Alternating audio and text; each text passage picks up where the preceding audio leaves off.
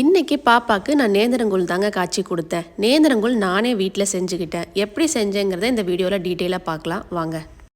நேந்திரங்கூழுக்கு first நம்ம நேந்திரம் காய் தான் வாங்கணும். ஆர்கானிக்காக நம்ம பழக்கடைக்காரர்கிட்ட சொல்லி வச்சோம்னா நல்லா ஆர்கானிக்காக வாங்கி கொடுப்பாங்க. இல்லை நம்மளே ஏதாவது தோட்டத்தில் சொல்லி வச்சு வாங்கிக்கலாம். நான் தோட்டத்தில் சொல்லி வச்சு பாப்பாக்காக ஒரு 1.5 கிலோ வாங்கியிருந்தேன். இதை நான் காய் சீவியில் நல்லா சீவி எடுத்துட்டேன். நீங்கள் இல்லை வட்டமாக கட் பண்ணி காய வைக்கிறதுனா கூட ரவுண்டாக கட் பண்ணி நம்ம வெயிலில் காய வச்சுக்கலாம். நாங்கள் இந்த மெத்தடில் செதுக்கி நான் ஒரு ஃபேன் காற்றுலையே வீட்டுக்குள்ளேயே 2 நாள் வச்சுட்டேன். அப்புறம் வெயிலில் ஒரு 1 hour வச்சு எடுத்தேன்.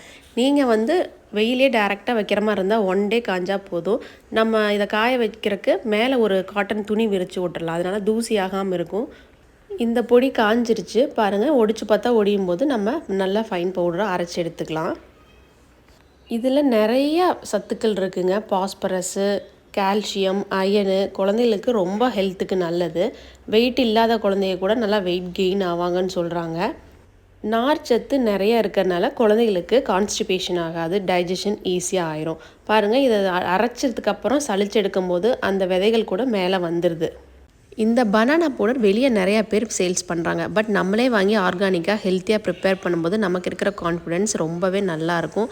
நமக்கு ரொம்ப ஹாப்பியாக இருக்கும் நம்ம பேபிக்கு கொடுக்கும்போது.